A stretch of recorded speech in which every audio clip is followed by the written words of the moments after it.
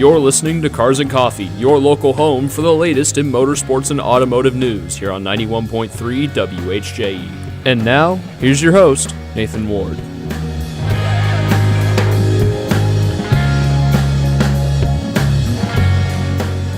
Welcome back to Cars and Coffee here on 91.3 WHJE. My name is Nathan Ward. If you are new here, we talk about some IndyCar news, NASCAR news, sports cars, anything within the world of American motorsport is fair game. We also talk about some international stuff like F1, the World Endurance Championship, some of the more high-profile stuff that usually most motorsport people have heard of. So, we're going to start with some IndyCar news. There's not a lot of news this week because we're still waiting on Dale Coyne to fill that last seat. But there are some interesting little bits of news that have leaked out via social media like Twitter and Instagram. Nothing huge, except for one thing. But really, going to be a pretty short show today. So, let's just get started. IndyCar news. Remember, about a month ago, Michael Cannon was hired as the new chief technical officer over at the new Prema Racing outfit. He has left his post. Not even, I don't know. It hasn't even been a month since he got, since it was announced that he was hired. He cited conflicts with team members, and honestly, I don't blame him. If you have an absolute technical genius like Michael Cannon, why would you not listen to him? Never think that you're better than Michael Cannon, because the DW12 chassis has been around for so long. The current car that IndyCar is using, it's been around so long that pretty much every team has a Michael Cannon setup for it, except for Prema, because Prema's a new team. They could just buy a setup, but that's, I don't know, a little questionable. But I don't know how. He won't be on the market for long. There's definitely going to be another team probably in the next couple of weeks that throws a giant pile of cash at him and tells him to get to work. But Michael Cannon's one of those people that's not going to be jobless for long. But I don't understand how Prema could let somebody with such a technical genius like him just pass him up or just not listen to him. Like I don't understand how you do that. That's just a really dumb decision. I really hope that Prema, that this doesn't get Prema's IndyCar program off on the wrong foot, because more cars is always good. We did have a promotional change here, considering the Nashville season finale event. This year, Big Machine Records, Scott Borchetta, promoted the event themselves. They were the title sponsor and they were the promoter. They are no longer the promoter. They have not sold, but they have passed that responsibility on to Penske Entertainment, which is going to take another race in-house and hopefully keep it on the schedule. This just shows the Big Machine promotional team was in the Nashville market because that race was originally a street race. When that race got taken to the Nashville Superspeedway, it was a great race, but that was not what Big Machine was in it for. So they're still going to be the title sponsor. The race is still going to be called the Big Machine Music City Grand Prix, even though since it's an oval, it really should have a number at the end. Be like the Big Machine Music City 300. I don't know. That's a weird change for. That's a change they're not going to make for merchandising reasons, because I bet you they've already made 2025 Nashville merch. So Penske has taken over that event. That's going in-house. I'm just really glad it's not being promoted by the track's owner, Speedway Motorsports, because we had a really huge issue. Not a huge issue, but we had a major conflict with them after Eddie Gossage, the late Eddie Gossage, left his post at Texas Motor Speedway that eventually led to Texas getting taken off the IndyCar schedule. Glad we're hopefully not going to have to deal with that again. And we will remain at Nashville Superspeedway until at least 2027. So the future is bright. I just hope Penske can promote the race to the extent that Big Machine could, because there was a pretty big crowd for this year's race, and I really hope that the crowds stay at these oval races. Moving on, of course, now with 2027 barely starting to creep over the horizon here, we're going to start talking about new chassis. There's going to be a new IndyCar chassis, hopefully. I think it's real. I think it's real this time. But Joseph Newgarden, the poster boy of the NTT IndyCar series to an extent, did a commercial with Tom Brady. It's a pretty hilarious commercial. But he has come out and voiced his support for a lighter IndyCar chassis, which over the years the car has gotten heavier, mainly within the last year because they've plopped a 100-pound hybrid unit in the back of the car into a car that was not built to have a hybrid unit. So they just stuffed it in the bell housing in the back of the car in what used to be a crumple zone. So I really don't like that, but you got to work with what you have. But Newgarden is advocating for a lighter IndyCar chassis, which hopefully, considering it's Joseph Newgarden and he drives for the dude that owns the series, hopefully they'll listen and we'll get a lighter chassis that is more conducive to racing because, let's face it, this car is nearly a decade and a half old. We need something new. I don't care if it's a copy-paste of the Formula 2 car. It just has to be something. It has to be something cool. It has to be something slightly futuristic, not Red Bull X1 realistic because I don't like the look of that car at all. But it has to be something realistic, but something that's futuristic at the same time, something that can easily be made into a toy and something that fits perfectly in a Forza driving video game. Something that appeals to the general population, like some random dude walking into a Kroger on May 10th will see a cardboard cutout of a generic Indy car because of the Indy 500, and he's like, "Oh wow, that car's cool." We need that. But we need a chassis that's also, that's drivable and can actually race. And being lighter weight while also incorporating a better hybrid unit, that's going to be huge. They're really wanting to ditch the supercapacitor hybrid unit because it's a stopgap measure because they can't fit anything more complex into the current car. Hopefully, it's a more built-in hybrid system that has its own spot in the car, which it will since you're designing the car from scratch and around the hybrid unit. So I really hope it will. But Joseph Newgarden, the guy who the most popular guy in the sport, actually no, one of the three most popular guys in the sport, has voiced his support for a lighter chassis that is more conducive to racing, which I really like. And an interesting broadcast. We have an interesting broadcast, almost revolution, kind of, because Fox Sports taking over the IndyCar contract.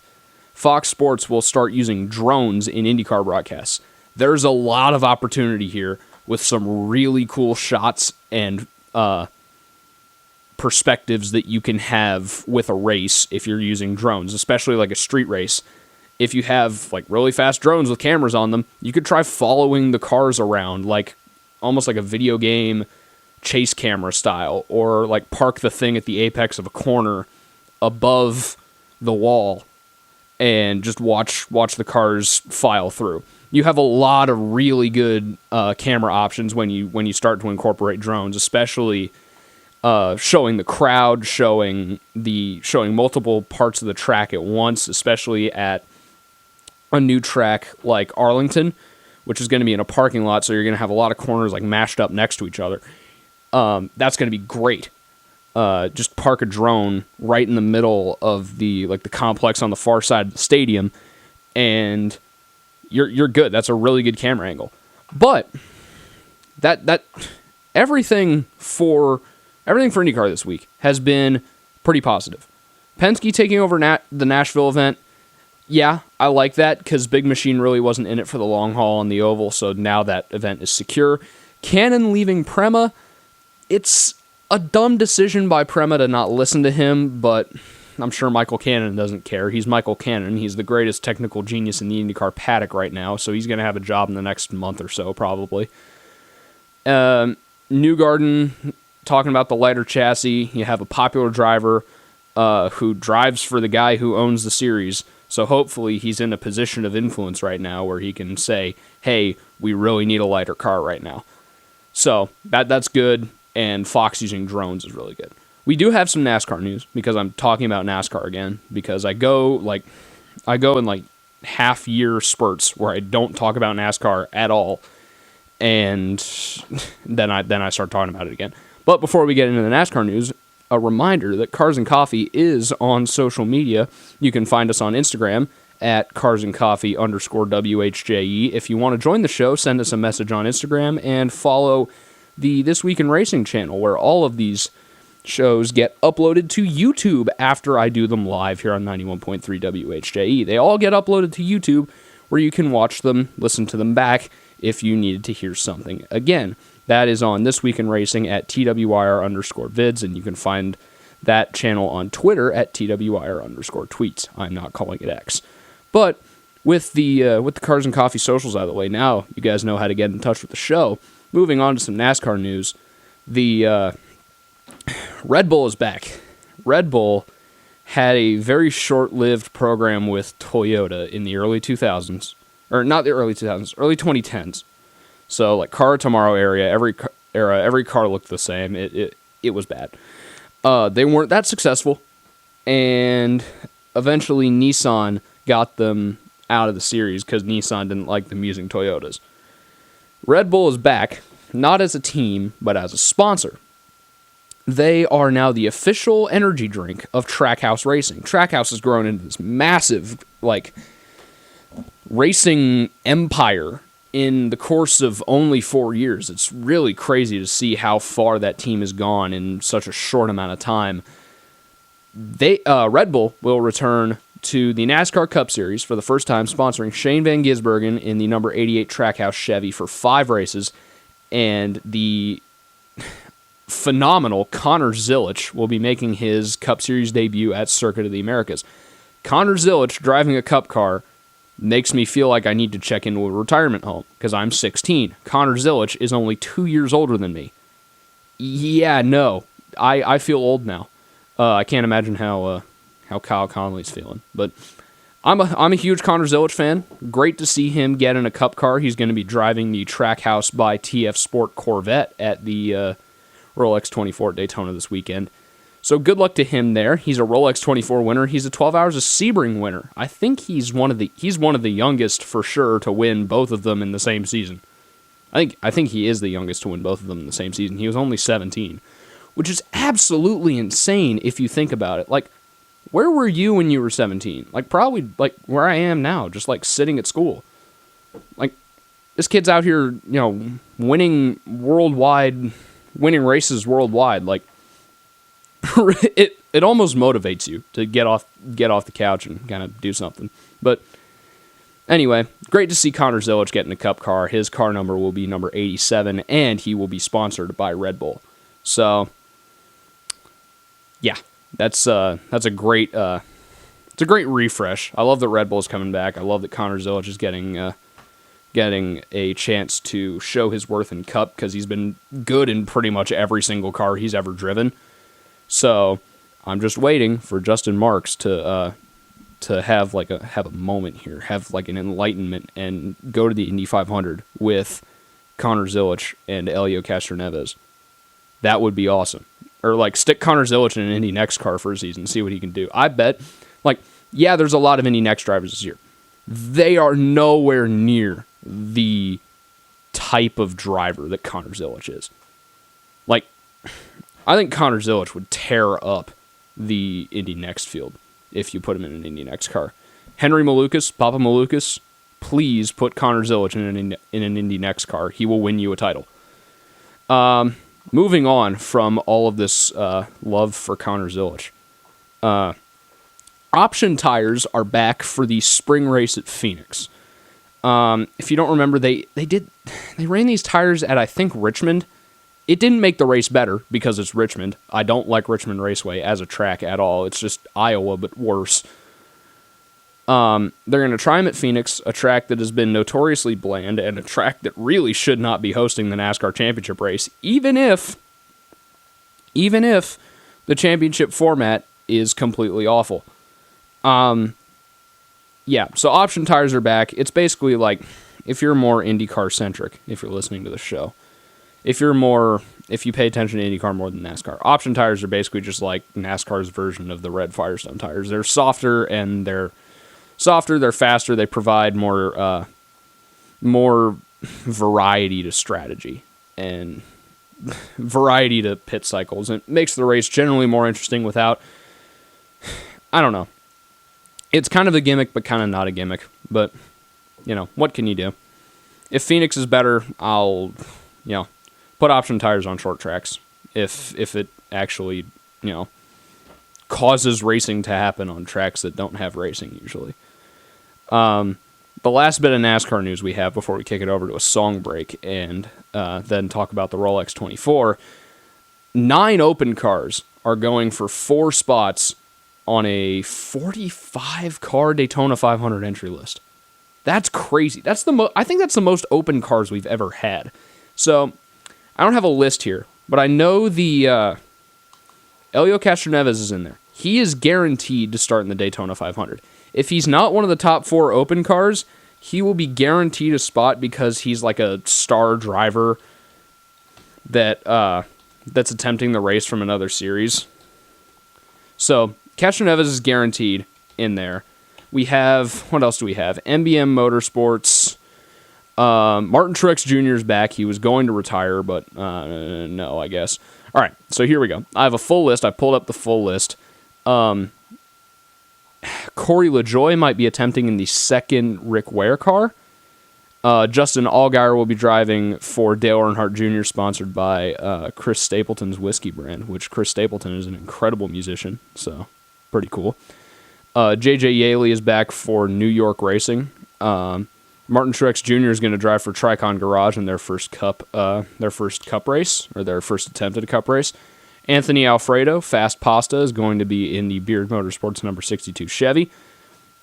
And after Mike Wallace, for his interesting social media record, was not approved to compete in the Daytona 500, MBM Motorsports has chosen Chandler Smith to drive the number 66 Ford instead. BJ McLeod is still going to attempt the Daytona 500 out of his own garage. That dude's... BJ McLeod's a great driver. He's easy to root for because he basically runs his team from practically nothing. Jimmy Johnson's back in the 84 Legacy Motor Club Toyota. He's only attempting 2 races, I think. I think he's only doing Daytona and it's some other random track. He's doing Dover or something. But I don't know. And then Helio Castroneves is in the Project 91 Trackhouse car. Castroneves is guaranteed into the race, so if 4 of those open cars make it and Castroneves is not one of them, we will have 5 open cars, which means there will be 41 cars if Castroneves doesn't make it in as one of the top 4 open entries for this year's Daytona 500. We are going to kick it to a song break. You are listening to Cars and Coffee here on 91.3 WHJE. Hold on, I can't find my mouse. There we go. Here's The Pretender from Jackson Browne. Don't go anywhere. Cars and Coffee will be right back on 91.3 WHJE.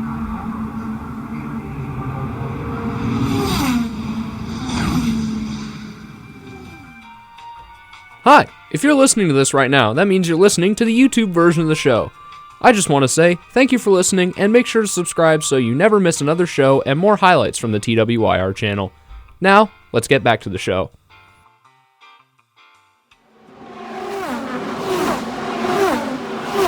We now return to Cars and Coffee on 91.3 WHJE.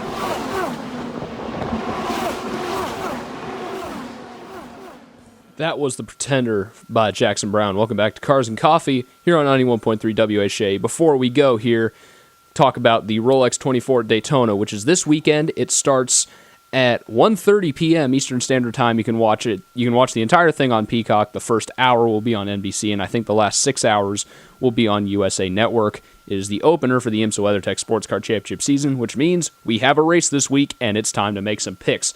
There are 4 classes in IMSA, if you don't know: GTP, LMP2, GTD Pro, and GTD.